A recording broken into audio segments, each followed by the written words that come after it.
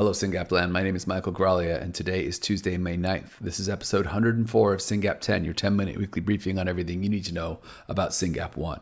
I want to start by thanking Lauren Perry for doing episode 103 last week while I was on the road, and for talking about all the incredible work that you all did for Sprint for Syngap. That was exceptional. We raised $243,000, $243,794, I should say, for research, and 100% of that will go directly to science. Thank you to the 849 donors who helped us raise that money, and the link is still open. So if you want to be donor 850 and get us over the hump to 250, that would be great. Still time. Lauren did an amazing job of doing the rundown of what everyone did. There was one family who didn't let us know they got to get together. We sang Phoebe's praises many times. This newly diagnosed family, diagnosed a couple months ago, immediately did a fundraiser, raised over $30,000. But they also did a get together. And in the DC area, they had 75 friends and neighbors come together, people from DC, Virginia, Maryland, Pennsylvania. They had donuts. They did a 2-mile walk. It was just in their own words, it was very emotionally overwhelming for the family. I understand that. But I think it was in a good way. I think it's good to say, oh my gosh, this is a terrible thing, but look at our community rallying around us. Look at what we've been able to do because of Emily's great work. So thank you to Phoebe's fight. Thank you to everybody. Sprint for Syngap is a victory. We're going to do it again next year. We're going to raise even more money. We're going to fund even more science. I'm going to talk about all the science we're funding soon. We got a backlog of press releases, by the way. If anyone out there wants to be our press officer and help us shepherd all these press releases, we could use the help, and also work with our external press team, who's doing great work, by the way. Other thing I want to talk about, I do want to get to the trip, but I got to hit some news items here. Stoke had an earnings report this week. Stoke, as you know, is the first company to announce they're working on Syngap 1. They're doing an ASO. First, they were working on Dravet, and then they had an ophthalmology indication, and then Syngap is next on their list. So they just had an earnings call. They said they're on track to report data for their phase 1/2 on STK-001, which is their Dravet drug. And they've also received authorization to start a trial for STK-002, which is their ophthalmology drug, their eye drug, both using the Tango technology. And hopefully we know STK-003 is Syngap, so hopefully that'll be the next trial they're announced. We're excited to see them continue to succeed. They do mention in their slide deck, I put the link in the show notes, that they have $254 million in the bank. That's good news, because these trials are phenomenally expensive and scientists are very expensive. And Stoke having money in the bank is great news. So we are excited about Stoke's success. We wish them well. And check out those slides if you're unfamiliar with Stoke. They are moving a fast clip on ASOs. Praxis also had an earnings call. I haven't had a chance to go over that one yet, but good news, be hopeful, be grateful that we have a company working on Syngap 1. I'm telling you, it is not a given. Webinars. There was a webinar last week with Jillian McKee where she talked about what we've learned from the Syngap population based on the citizen data. That's an exceptional webinar for a couple of reasons. First of all, it builds on the citizen data. So for those of you who haven't signed up for Citizen, come on, people. Share your data. Help us accelerate research. For those of you who have signed up for Citizen, log in, update, make sure all the records we have are current. And for those of you who want to know what kind of drugs our kids take and how our kids show up in the data, go watch that webinar. And I got to tell you, in the middle of that webinar, I got a little teary-eyed because I'd had a really emotional meeting at one of the meetings I'd gone to. And I had just spent the morning with a couple of parents whose kid I don't even remember the disease, honestly. And there's precious few of these kids. And I was talking to Mom about all the things that need to happen. And she got all teary-eyed and she said, I don't know if it's time. And I was really sort of overwhelmed for her. My empathy kicked in and I felt her pain. And then I walked into this webinar and there's Jillian McKee talking about how much we know about Syngap and how organized we are and how much data we have, and with such clarity. And I was just so grateful for that good work that I got teary-eyed. It's very weird. Anyway, good webinar in spite of me crying. You guys check it out. And there's 2 more webinars coming up. Dr. Smith is talking about catatonia in neurodevelopmental disorders like Syngap 1 on May 11th. And Dr. Lacoste, who we're hoping will start doing some more Syngap research, is giving us an update on the brain endothelium. So all of those webinars you can watch or sign up for at syngap.fund/webinar. Check it out. Learn about your kid's disease. Future's bright. Speaking about learning about Syngap in our community. As you know, we recently started a second podcast. So this is Syngap 10, your 10-minute weekly briefing. But Ashley Fry is like, no, Mike, we have to do interviews. We have to help people get to know people. And she's right. But I was like, dude, I'm done. One podcast. That's what I do. So Ashley has launched Syngap Stories, and she's been interviewing incredible members of our community. If you don't subscribe to Syngap Stories, go subscribe to Syngap Stories. And she just interviewed Peter Halliburton, who's one of the SRF OGs. I mean, Peter just showed up, started knocking things out, did a fundraiser on day one. Awesome guy, and a really great interview with Ashley. So go listen to episode 7 of Syngap Stories. And then speaking of celebrating our incredible volunteers, many of you know Janie Reed or JR. We've probably read her book, More of Everything, or maybe you had the good fortune of talking to her to understand your diagnosis. She is a parent and a geneticist. We're grateful to have her in the community. And she did an interview with Once Upon a Gene, who is the OG of rare podcasting. So JR and Effie Parks, Effie is Once Upon a Gene, talking in episode 184 of Once Upon a Gene. You got to listen to that one. Links in the show notes. Another thing that happened while I was on the road was Brain Donation Awareness Day. Not while you're living, but you know, when a Syngap patient passes, it would be amazing if we donated their brain to science, because we can learn a lot about this disease from human brains. Like, one of the biggest problems we have is interrogating neuronal tissue, and we can't take it out of our skulls because the brain's doing some work. So what we do is we grow these iPSCs and we grow neurons. Anyway, it's a lot of work. And of course, I don't want any of our patients to pass prematurely, but if they do, or if they pass appropriately, we need to get those brains into the hand of researchers. And we partnered with the Simons Foundation / the Autism Brain Net to handle that. There's a blog about it. Read about it. Think about it. Maybe register so that when our patients pass, Tony is registered. I hope he doesn't pass for a very long time. But if he did, I would donate his brain to science. So I just wanted to mention that because it was Brain Donation Awareness Day, so that's my excuse to mention it, because otherwise, who wants to talk about brain donation? And that's part of the problem. That's why we have so few brains. Good news, we had an article come out today in the Utah press about Dr. Clement Chow. Dr. Chow, we have given him a grant, and he is engineering little fruit flies, those little annoying things that eat your bananas, and basically their eyes are just big seeds of neurons. So they've changed their eyes so they can see how much Syngap they have. Just read the article. And we're going to feed them all a bunch of drugs, and we'll do another drug screen. Yes, we're doing a drug screen with Rarebase, but flies give us another chance to potentially validate some hits. I'll update you guys on Rarebase soon. We're getting some news out of them. But wanted to thank Dr. Chow for working with us. There's a great article there. You should read about it. Other exciting news, so much exciting news. Ben Prosser just put out a paper in Nature, which is one of the high-impact journals. Big deal. Talking about his ASO. As you know, Ben Prosser, Dr. Prosser, I should say, has been working on ASO's therapies for STX-BP1 and Syngap1 for some time. The preprint came out a while ago. I talked about it, but so the preprint is like a draft that's published, directionally correct. And the final paper is after they onboard, feedback and add more data. So this final paper that's published in Nature has in it data on 2 different patient cell lines. Again, can't take the neurons out of the head to test it, but you can take the blood, take the iPSCs, grow neurons, and test the therapies in neurons. And that's what Ben did in these 2 cell lines. It's very exciting stuff. So read that paper. It's pretty dense. Read the paper or give it to your favorite scientist, but just realize there's some exciting science happening there. And that technology, I believe, has been licensed to a company, and hopefully they use that paper as encouragement to go forward and work on Syngap1. Pretty exciting stuff. So let me talk about my trip, my big trip. I've been gone for 10 days, and I resist travel because I'm a homebody. I like to be with my family. I like to work from home. But there were just some really important meetings back to back, so I did them all. First, I went to the boot camp. Ultragenics hosts a boot camp for rare disease leaders, and they keep inviting me back because I like to talk, and they need people to talk.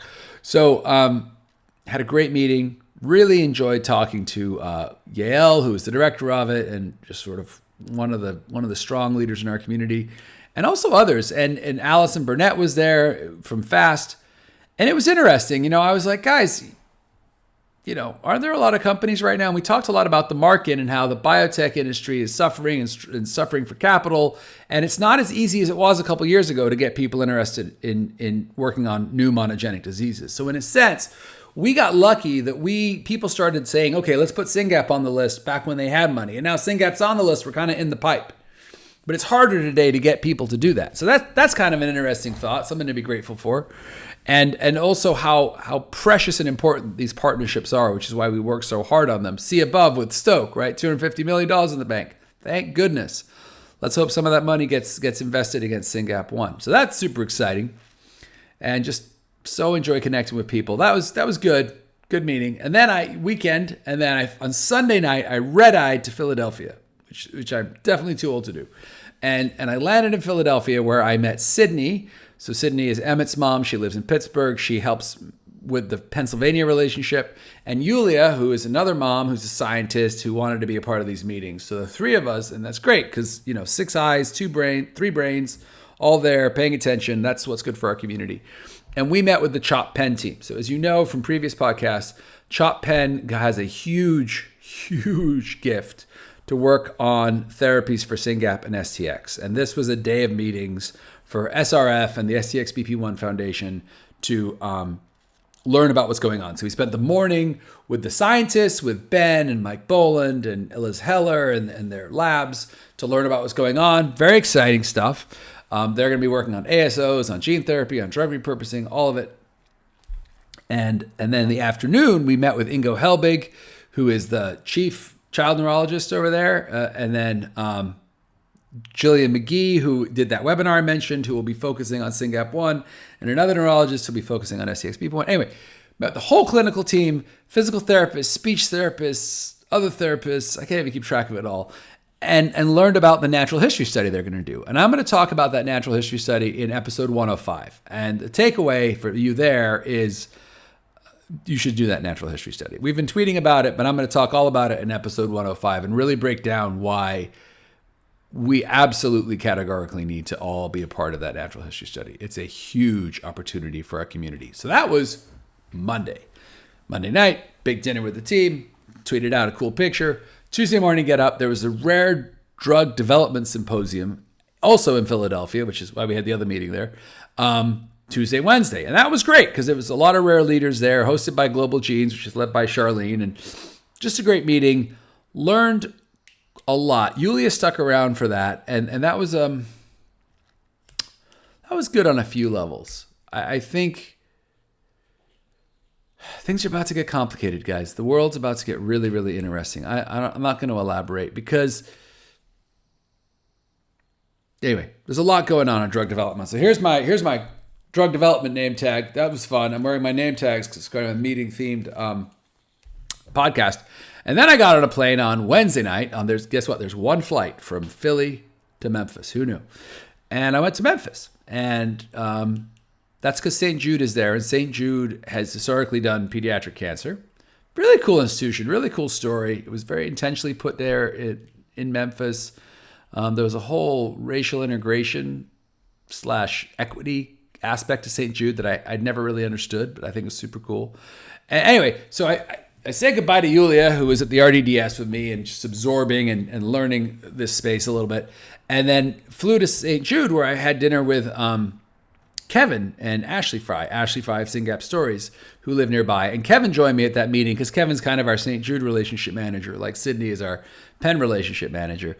And that was super cool because what St. Jude is doing is they've said, okay, we're working hard on pediatric cancer, but we also want to work on neurodevelopmental diseases, monogenic neurodevelopmental diseases, right? And so let's get together with some leaders. They invited us down and let's talk about what's going on. And it's interesting to see that many smart people trying to figure out how to get into this space. And one of the smartest people there, and one of the people they hired a couple of years ago was Dr. Heather Mefford, Doctor. She's an MD, PhD. Heather Mefford from UW is now over at St. Jude. And she's been on the SAB of SRF since the beginning. She's an incredible clinician and wonderful human being. And that was just great to be in the room. And I've been asking her for a year, what's St. Jude doing? And so now I finally get an answer. And what they're doing is they're being really thoughtful and deliberate. And no one moves fast enough for my taste, right? So it's not a criticism of St. Jude. I think they're being very deliberate and very, very methodical in what they're doing. I don't know if they're going to whip up a Syngap program, because I think they're looking at the whole world and trying to figure out what they're doing. I think they're doing some N01 stuff. But the meeting was really cool. There's a lot of good leaders in the room. And some of the last sessions we had about science communication. How do we communicate with this community? How do we get you guys aware of what's coming? And then ethics. What are the ethics of clinical trial recruitment and who gets drug first, right? And I could go off on this for hours, because we had people on stage who are from Friedreich's ataxia and muscular dystrophy, and they have genetic therapies right now, right? They are dealing with issues of how much things cost and which countries things are available in and who gets the drug first. And okay, now the drug is ready, but do the clinical centers have the capacity to deliver the drug? Like, there are some complexities that are being faced by these incredible communities right now that we are nowhere near. Thank goodness. And hopefully they will solve some of those problems, right? But it adds to my list of communities that I'm following, trying to understand what's going on in the world. So that was an absolutely fascinating session. And then, for us, it's a session of ethics of clinical trials. And people are like, well, who are we going to let into the trials? To be very clear, that's not up to us, right? That's inclusion, exclusion, as defined by the sponsors of the products. So the drug company, like when Stoke does a trial for STK-003, one day, hopefully, they will define, we want kids age X to Y with these symptoms and not those symptoms. And even though we're like, we have hundreds of patients, when you start adding inclusion, exclusion criteria, that list of hundreds gets pretty small, right? And is it ethical to do a placebo trial? Meaning, would we really, recruit 20 kids and then get half of them a placebo and half of them the real drug to see what would happen? Does that make sense? No, it doesn't make any sense at all. Why does that make sense? First of all, we're going to have a natural history study, see natural history study, episode 105, which I haven't even recorded yet. Second of all, there's going to be multiple companies recruiting these kids for these trials. So if company 1 puts 10 kids in a placebo, company 2 can't put those 10 kids in a real trial, right? So the ethics of this stuff is really mind-bending. And I'm grateful to St. Jude for that meeting. So I was tired. Friday, I was just tired. And I got on a plane and my head hurt and had all these interesting conversations, and I flew home. And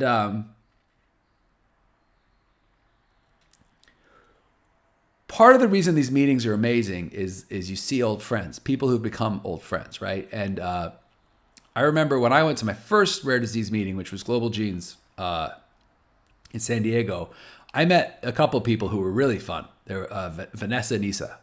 Vanessa's like this very serious, like she's so intense. She makes me look normal. Like she's just like blah, blah, blah, blah, blah, blah. But she really cares. And she was leading Dupe 15Q at the time. And she was with her friend Isa, who leads Ring 14. And Isa's just the kindest, most lovely, empathetic, gentle, but brilliant, very, very sharp woman. Person I had met at these meetings. And I think it was her kindness and welcoming manner that really gave me the confidence to keep coming back. Because that first meeting, I had a lot of imposter syndrome. And by the way, I was one of precious few dads. I'm like, why am I here? What's going on? And Yisa was just so cool. And Yisa was also at the RDDS with me on Tuesday and Wednesday, and then at St. Jude with me on Thursday and Friday. And I remember when Isa introduced herself on Thursday to the room, she said, my name's Isa, I lead Ring 14, chromosomal abnormality, blah, blah, blah. And she said, my little girl Marie just turned 18, which is great, because not all of our kids make it to 18. And we were like, yeah, Isa's awesome. So I woke up on Saturday morning to a text from Vanessa saying, I need you to pray for Marie, because this is serious. Marie is Isa's daughter. And I was like, oh, this, I don't know what's going on, but this is not good. Like, I do not get random texts from Vanessa. And later that night, Marie passed. And Sunday, there were just a lot of text messages between all of the rare leaders about this. And some deep sadness, some deep sadness about Marie passing. She got sick. She went to the ER, and this time she didn't bounce back. And Ring 14 is not Syngap 1, and we shouldn't all freak out. But we need to recognize that it's possible, right? Our kids can get sick. Their brains are not correct. And And a lot, and I'll reflect personally, I won't speak for anybody else. It's really hard for me to be away from my family. It's really hard for me to get on a plane, go to these meetings, try to figure out what I'm missing, try to figure out who else SRF should be working with, try to figure out what everyone else is doing. But to be away from my family and to know that my boys are missing me, and to think that they could, as they get bigger, they can get sicker and bad things can happen. And it's ironic, in the way that life is ironic, that we have to leave the ones we love to go and do this work in the hopes that we can improve the quality and the length of their life, right? So it was just a real snap that Yisa went home to her little girl only to take her to the ER for the last time.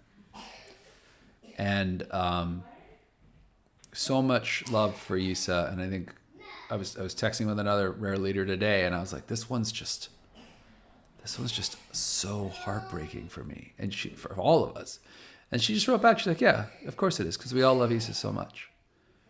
And that was the right answer. So a lot of love for Yisa and her family, the DeWoodies, and our deepest condolences on the loss of Marie.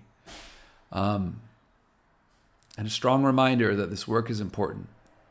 There are kids whom we love that need us. They're fragile. They need better medicine. And that's why we're doing the work we do. That's why we raise the money. That's why I do this podcast every week. That's why I go to these silly meetings. They're not silly. They're important.